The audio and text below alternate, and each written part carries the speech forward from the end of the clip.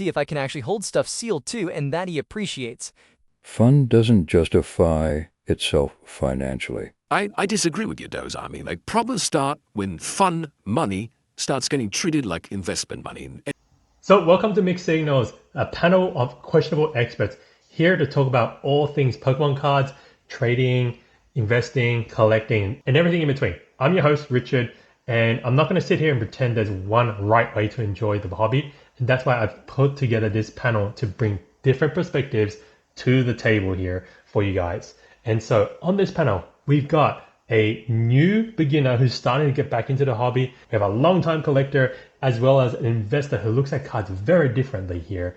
And look, the truth is they don't always get along, and that's the whole point of it. We want to clear through, bringing these mixed signals all onto the table here and try to create clarity for you so that you know what to do in your Pokemon collecting journey here. Exactly, Richard. It's all fun first. That's all that matters. Yes, it's that.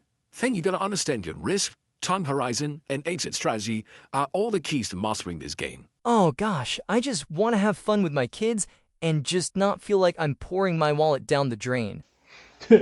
That's all, a lot of things here to say, guys, and I love it, guys.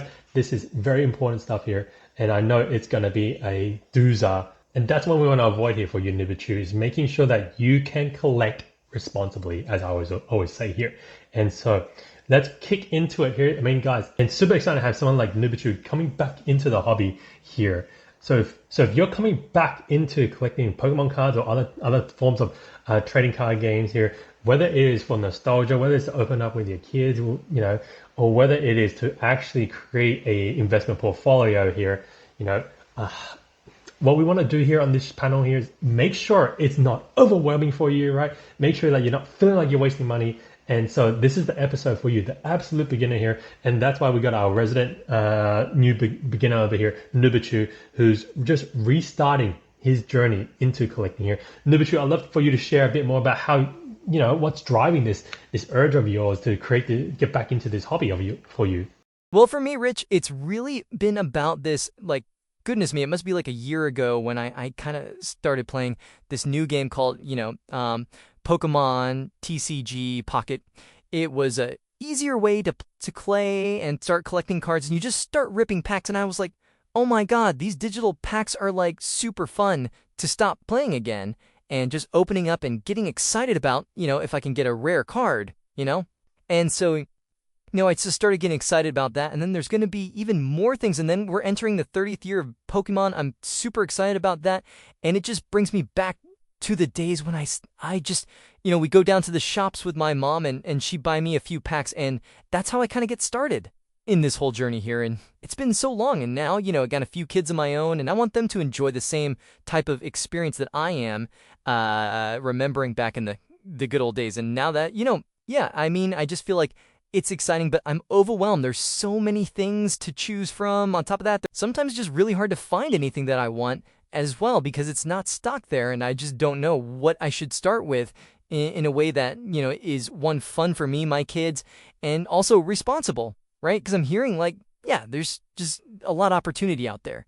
Thanks for sharing your story, Nibichu. And I'm sure a lot of viewers here who are tuning in for the first time are going through this same journey of becoming a beginner again here. And it's not back in the days of 1999, right, where it used to be like there's just one set, one booster pack, right, that you just buy and that's it, right? There's so many on offer here all over the world in different languages, right? And so I can get you that it feels overwhelming. It was overwhelming for me when I started about almost 2 years ago there. And so I'm gonna throw it to the panel here, right, guys? I mean, fellas, why does it feel like Pokemon cards are everywhere again and it's in the headlines again? And why is it that it's just so hard to get it's so overwhelming to figure out where to get started, guys?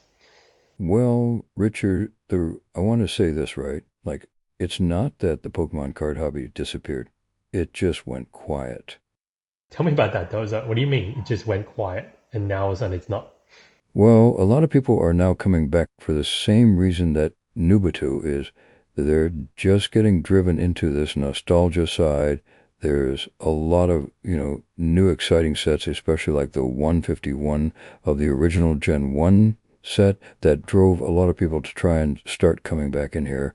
And then you had Prismatic just bring out all the evolution that made it super pretty, super exciting for new people to get started again. And of course, that mobile game really brought back the ripping culture, the ripping fun that people used to have when they were kids.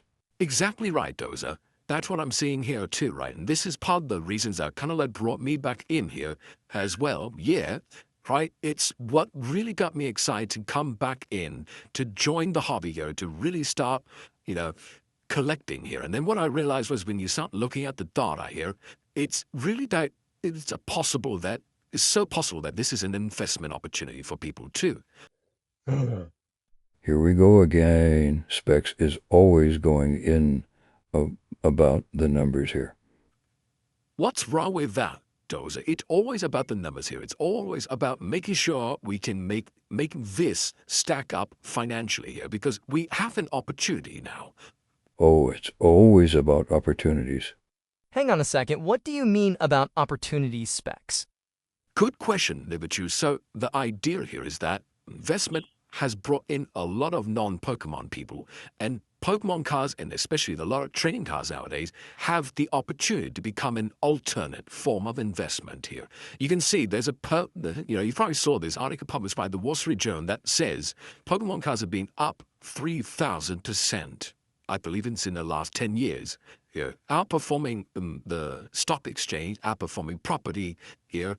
And this is what's attracting also a lot more money back into the hobby. Yeah, and a lot of scalpers coming back in too.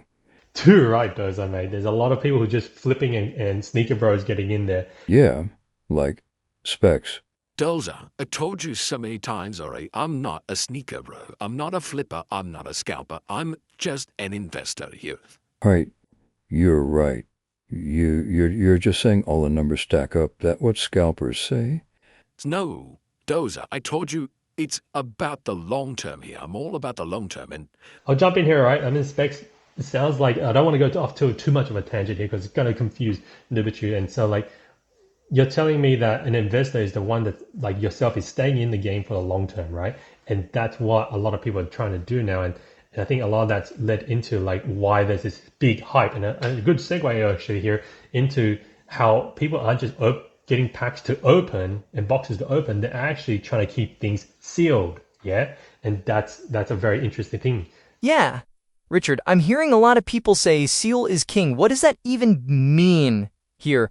Are people just not opening packets or opening boxes? Yes, Nibitu, Sirit just means it's on opened packs. That's it. exactly, Nibitu. Seals become popular because a lot of investors have noticed the long term here, especially with Pokemon cards, that there's a short supply, right, of sealed products. And as the use go by, it becomes small and small, and therefore then it becomes, much more rarer and drives up demand here from collectors, from people who want to come back into the hobby as well here. But I want to highlight, not every sealed product is a good product to buy here. And so, all right, thanks for that, Specs. I mean, let's pull back the reins here. Let's slow it all down and let's go back to, Nubitu. Let's go back to we can go deeper into all of this, but what is it that you want to be doing here? What is it that you want to achieve when coming back into the hobby here? Honestly, Richard, I just think I just want to have fun with my kids and my family again here. And now that I'm hearing about how I can actually make money on all of this, super excited me. Cool, Nubitu, and that's exactly what kind of I fell into the game of too, right? Here, but let me talk to you first and get some clarifying questions here. What does fun look like for you, Nubitu? Well, Richard, fun for me is really about, one, not gambling, right? Not feeling like I'm gambling.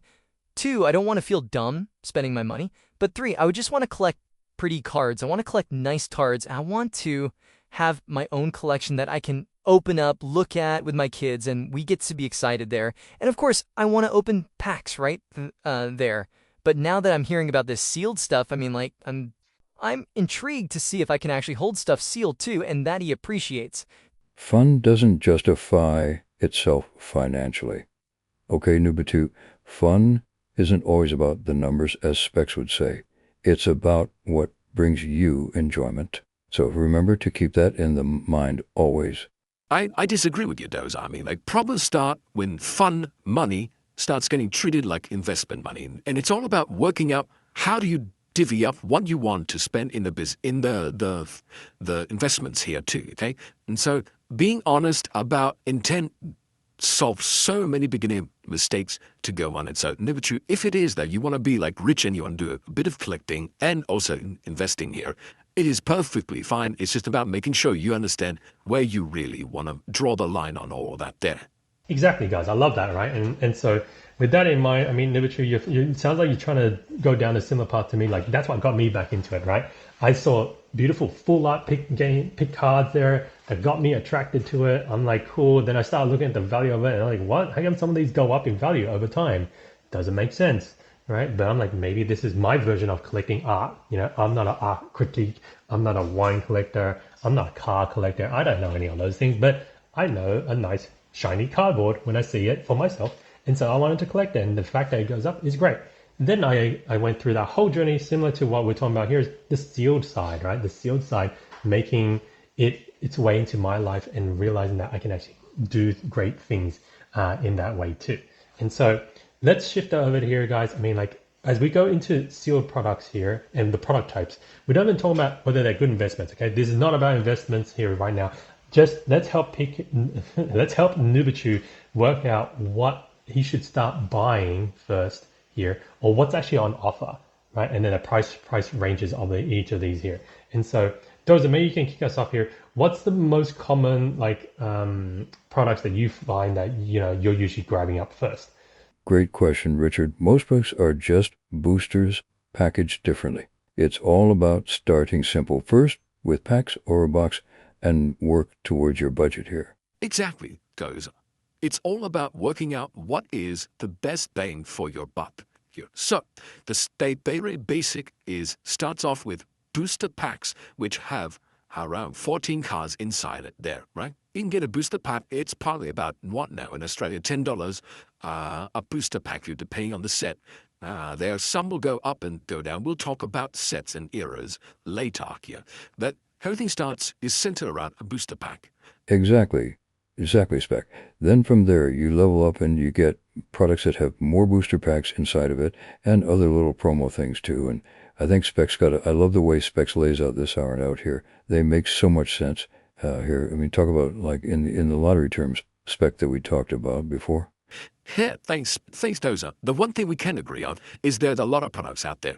And, so you're going to have packs here. Then you can have what they call bundles, booster bundles. Booster bundles are usually 6 packs inside it. Here, it comes in every set. Then you have the Elite Trainer box, which is usually 9 packs. Or if you get it from the Pokémon Center, right, it's an additional 2 more, so there's limit packs there. And then you also have the bigger size ones of the booster boxes, which are the 36 packs of boosters inside there. Okay, and not every set will have a booster box here. Okay, we'll go into that. There only holiday sets don't have a booster box there. But my analogy that Dozer wanted me to talk about was this lottery system. So think about it like this: a booster pack is just a lottery ticket, right? So I don't know the truth. You say you don't want to go. No, I don't want to gamble my money away. But the truth is, Nibichu, you will be gambling. Yeah, that's the whole point of these cards. Everything's random. You don't know what's in it there, right? You only confirm that, you get 2 to 3 cards that are rare, at least, right? And then minimum. So booster pack is a lottery ticket. Then you have booster bundles, which are a few more lottery tickets. A booster box is many more lottery tickets, right? So you have more chances to try and win the big cards or the chase cards they call it here, or the hits, right?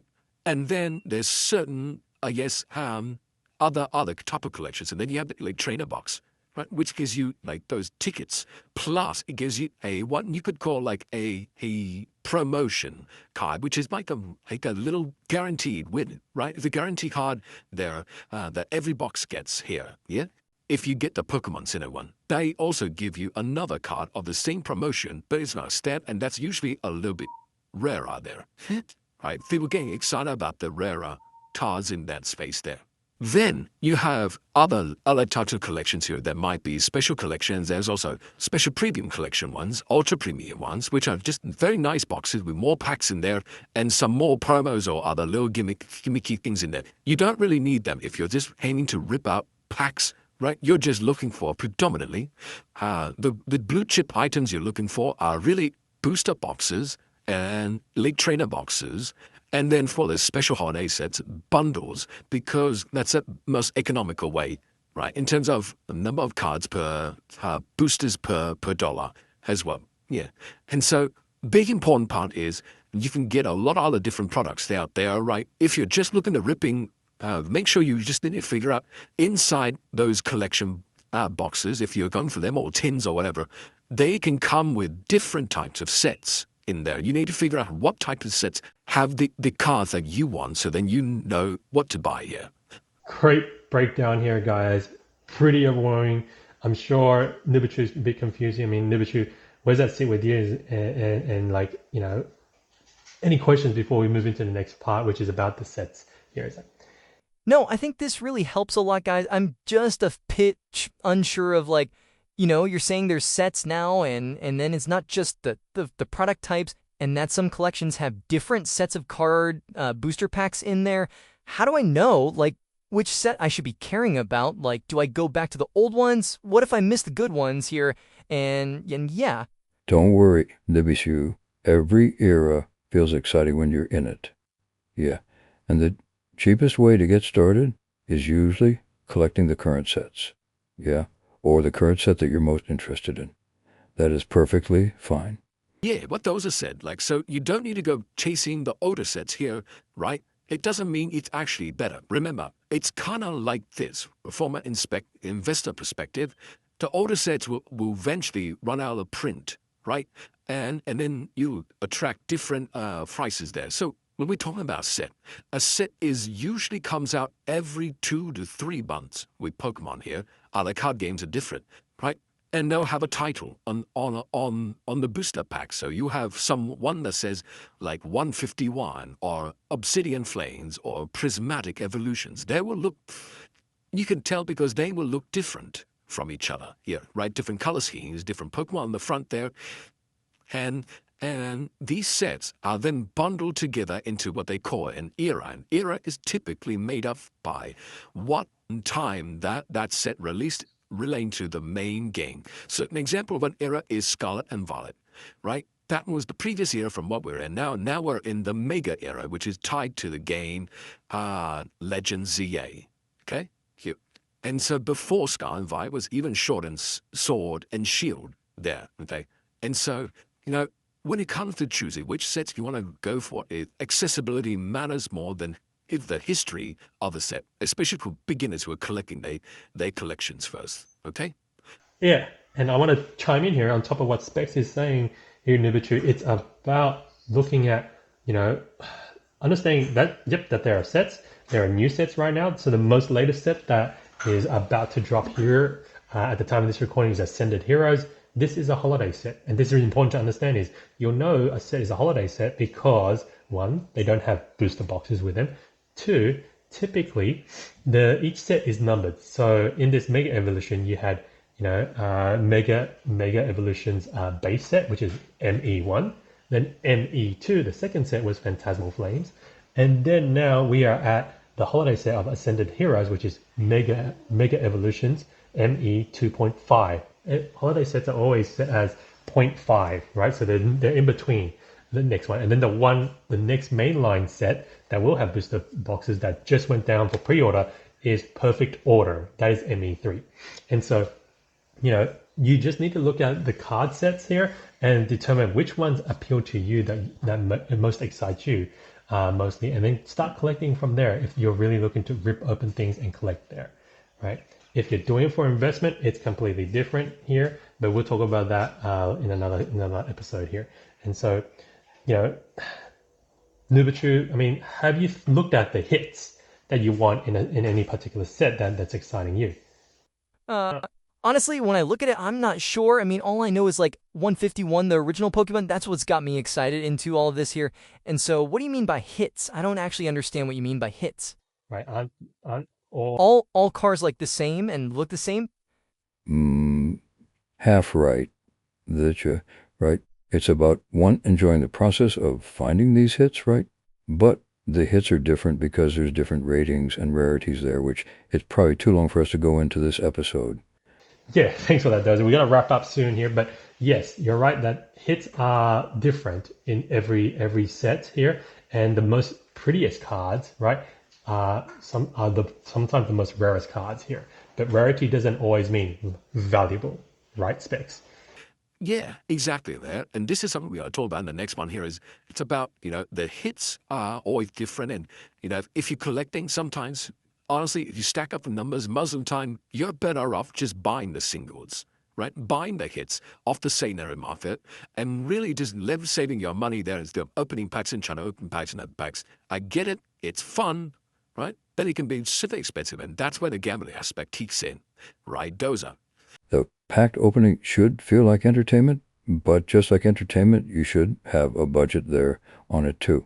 And I think that's super important to set out here. Exactly, guys. It's all about understanding the odds here and making sure you stick to your budget, which is going to be covered in our next episode here. So, guys, I just want to say thank you to our panel of questionable experts here. And thank you for joining us on our first episode here of Mixed Signals here as we go into this journey of helping a beginner go through their collecting journey here to become a full-fledged collector and enjoying the hobby responsibly here as we always want to do here. So guys, if you haven't started collecting yet, what should you focus on this week here if you're Nubichu and you guys wanted to give him some piece of advice here? Start small. If you want to open something, enjoy it, have fun. Specs, what about you? It's all about figuring out what you want to spend on keeping your budget. And if you don't know what to buy, just buy one of those blue chip items, right? An ETB, Elite Trainer box, a booster box, and or booster bundle if it's a holiday set. That's all. Make sure the numbers stack up always here. Nubichu, how's this been for you here? Coming back in, has it cleared it up a little bit of what's available here as we go deeper next into the next episode? What are the hits, the rarities, and then how to actually start setting up yourself up with a good budget here? Feel a little bit lost here still. A lot for me to download here, to be honest, but I mean, I'm so glad to be here with you guys, and thank you so much for sharing your information here. As I'm trying to educate myself and get better in this space here, so that I can enjoy it responsibly with my kids.